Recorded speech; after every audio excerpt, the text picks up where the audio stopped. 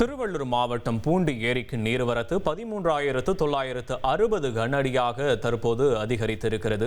பூண்டி ஏரிக்கு நீர்வரத்து 10,500 கனஅடியில் இருந்த நிலையில் தற்போது 13,960 கனஅடியாக நீர்வரத்து உயர்ந்திருக்கிறது. பூண்டி ஏரியிலிருந்து 9,500 கன அடி உபரி நீர் தற்போது வெளியேற்றப்பட்டு வருகிறது. பூண்டி ஏரிக்கு நீர்வரத்து 13,960 கனஅடியாக உயர்ந்திருக்கிறது. சோழவரம் ஏரிக்கு நேற்று 830 கனஅடியாக இருந்த நீர்வரத்து தற்போது 668 கனஅடியாக சரிந்திருக்கிறது. புழல் ஏரிக்கு நேற்று 432 கனஅடியாக இருந்த நீர்வரத்து இன்று 375 கனஅடியாக குறைந்திருக்கிறது.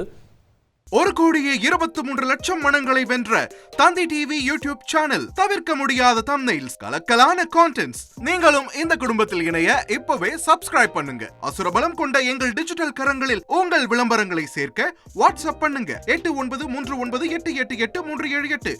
Email advtthanditv@dttv.in.